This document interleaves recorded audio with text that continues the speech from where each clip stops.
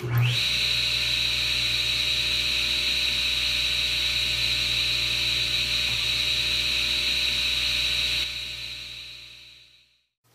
guys, Mike here for Mertzke Custom Woodworking. Today on Woodshop Confessions, I just want to kind of do a quick shop tour. This time we'll actually do a live shop tour instead of the previous one, which was just a collection of photos of my shop. There's been some changes since then, the addition of my lathe, and then also moved a couple other tools around to get ready for the next shop upgrade, which will be the addition of the Shapeoko 2 CNC machine, which should be arriving any day now. Let me show you around. Alright, so just one quick note before we get started. If you have any questions, comments, or would like me to go into a little more detail about something in my shop, please feel free to shoot me a message or leave it in the comment section below. Alright, so here in the center of the shop we've got my table saw. This is definitely the workhorse of the shop. I've got the Porter Cable Hybrid Table Saw. Now I've added a Biedermeier style fence to it. This one's by ShopFox. And then also done some upgrades to the dust collection on it. I put a 4-inch port down here at the bottom of the saw and then sealed off the case just to kind of increase the airflow of it. Down from the table saw you'll see my multi-purpose table. This thing acts as an outfeed table for the table saw. And then just down from that you'll see my Grizzly 6-inch joiner. Here you'll see one of the two branches of my dust collection system, and I'll go a little bit more detail about the dust collection system as a whole here in a little bit. But this one branch does kind of come down from the ceiling and it feeds into the table saw and then wires off to provide dust collection for the joiner, and then also I use that same branch for my thickness planer. So my multi-purpose table here, like I said, not only acts as the outfeed table for my table saw, but as my workbench and my assembly table. This thing is dead flat due to its torsion box construction. I got the design from this from Ron Polk and his Ultimate Workbench and then modified it to fit my needs. There's 3/4 inch dog holes every 4 inches on the top, and then because of the open torsion box design, I also have the ability to clamp things to the side. To kind of make a good use of space, I've added some full extension drawers to be able to hold tools like my thickness planer and my scroll saw. And then on the other side of the workbench, I've just added a bunch of drawers for additional storage. So up here at the front corner of the shop is where I got my dust collection system. Now I have the Harbor Freight 2 horsepower model that I've upgraded with the cartridge style filter from Win Environmental. I also replaced the Y connector at the blower and then added a 5-inch to 4-inch reducer. I attached a 4-inch hose up to my trash can separator. This of course turns it into a 2-stage collector. Now I'm just using a standard metal trash can with the plastic separator lid you can buy from Woodcraft for, I don't know, like 20 or 25 bucks. This thing works great. It actually works so well that I have never had to empty or replace the plastic bag at the bottom of my collector. From there it goes into 4-inch PVC pipe that gets split into 2 branches. The first branch I already talked a little bit about. It goes up the wall right here in the corner of the shop, along the ceiling, and then drops down to feed the table saw, the joiner, and also my thickness planer.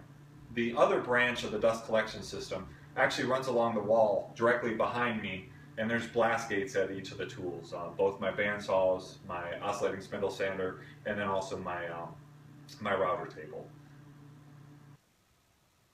Alright, so moving down the wall just a little bit from the dust collection system, I've got an old Craftsman workbench here. Up top I store my 10-inch bandsaw that I keep a 3/8-inch blade on here, primarily set up just for curve work or working with smaller pieces of stock. Where I'm seated right now is normally where my drill press would sit, but I've moved it over to the other side of the shop because I'm going to be putting my CNC machine right here. One thing you'll notice behind me on the wall is I got everything mounted on French cleats. Some would say I might have a little bit of an addiction to French cleats. And like I said, everything on the wall is on French cleats. I just think it's the easiest and best way to mount things. For one, it's very sturdy, can withstand a lot of weight, and then also it's movable. You can literally move anything on the wall around and readjust it as needed. Everything from some recycled kitchen cabinets to actual tool racks or shelves that I've made. Most of this stuff is all made out of scrap wood, you know, like my drill charging station or mounts for my hand tools. Just everything gets put on French cleats, and then if I do need to move things around in the shop, I can adjust them as need be without it being a whole lot of trouble. Down here I've got my rigid oscillating belt / spindle sander. It's a great tool. It's very easy to switch out between the two functions, between the belt and spindle. Up here I've got my YouTube viewing station. So as we move down the wall, up here we have a recycled kitchen cabinet that I have repurposed into my finishing cabinet, and I just store all my finishing products here in one place. Keeps it out of the way and neat and organized. My router table is built kind of a little higher than most router tables, and that's just because of my height. The cabinet is pretty similar to a lot of router cabinets you'll see. Plenty of bit storage, and then the lower is just some drawers for additional tool storage. The top router lift and fence were purchased from Rockler. Got it on a special they had as a package deal. The router is a Porter cable router and it is wired up with a paddle switch. I've got my 14-inch bandsaw here. This is primarily for resawing lumber. Right now I've got a 3/4 inch resaw blade on it. Now, Grizzly does make a riser block kit for this. So in its current configuration, I can only get 6 inches of resaw capacity. But when I purchase that riser block kit, I'll be able to get a full 12 inches of resaw capacity. And then on the wall, just some additional storage, layout and measuring tools, my levels. And then here in the corner, I've got a small cabinet that I built just for small parts and hardware. These removable plastic bins I picked up at Harbor Freight. That way I can take the hardware to the table, use it, and then just go ahead and put them back. Got sliding plexiglass doors on there just to kind of keep the dust down. Up here, right near the ceiling, you'll notice some lumber storage racks, and they're on both opposing walls of the shop.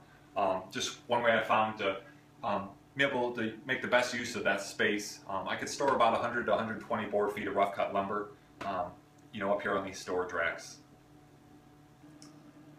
All right, so next I want to show you guys my miter saw station.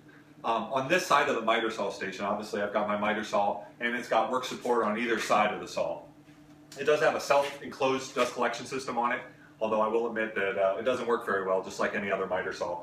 But in the cabinet down here, I keep a shop vac, which is then got the hose that goes to the back of the miter saw. What it doesn't collect just kind of sits back here on the back of the saw. I also have some different storage options here. There's these shelves on either side of the dust collector cabinet, and that's just for some cutoffs. I'm able to keep you know, cutoffs anywhere from up to about 2 feet long here on this shelf here. On this far end, I've got a pull-out drawer that I keep a waste basket, and this is just as a cutoff bin for scraps that I'm not going to keep, and it'll end up at some point going out to the fire pit. Here on French cleats, I've got some magnetic tool racks, and that's just to store some various hand tools. My extensive woodworking library up here, and then just some glue and other miscellaneous tools. I keep my latex glove and then some finishing applicator products up here. All right, so now over to this side of the shop. Notice up here on top of my beer fridge, I've got another shop vac, and it runs down to the dust right separator that I picked up from Rockler. I use this thing for cleaning up around the shop, especially since I've got the lathe here and the drill press, and those two make a lot of mess. This hose is 20 feet long, so I can also take it over to my workbench and hook it up to any handheld sanders or anything like that to keep the dust down. On the wall here, you guessed it, more French cleats. I got my clamp rack, some of the tools for my lathe, and then also some of the accessories for my lathe. Over here on my drill press, like I said earlier, I moved it from the other side of the shop over here next to the lathe, and got a really good idea from Izzy Swan, and that was to put it on this shelf, and it really comes in handy. One, it takes up a lot smaller footprint in the shop, but then two, I was able to customize what height the drill press was at, so it works really good for me. So this last part of the shop is going to be some pretty close quarters, so I'll try to point out some of the stuff here, and just bear with me as I climb back here. First thing, at the edge of the miter saw, you see I keep my nail guns here. That way they're real convenient right next to my air compressor. This back side of the miter saw station is all lumber storage. I've got everything from the ability to store full sheets of plywood, and then some lumber storage up here on these racks. Down here on this lower portion is a bunch of storage bins just to keep larger cutoffs that wouldn't fit on the shelves on the front side. Along the rest of this wall here, as you can see, I got more French cleats. I've recently moved my sharpening station, which is the Worksharp 3000, over here on this side. Built a small little rack here, but I have the ability to store additional discs here on the end, and then I have a drawer where I can keep the jigs and additional sandpaper here. Like I said, additional storage just for some small jigs like my spline miter jig or my Kreg pocket hole jig. I don't really use my pipe clamps very often, so I got those stored back here.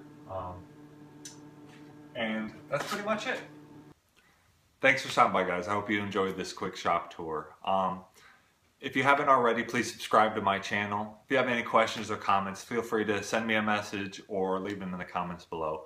You can follow me on all the social media, but I'm probably the most active on Facebook. So until next time, talk to you later. Bye.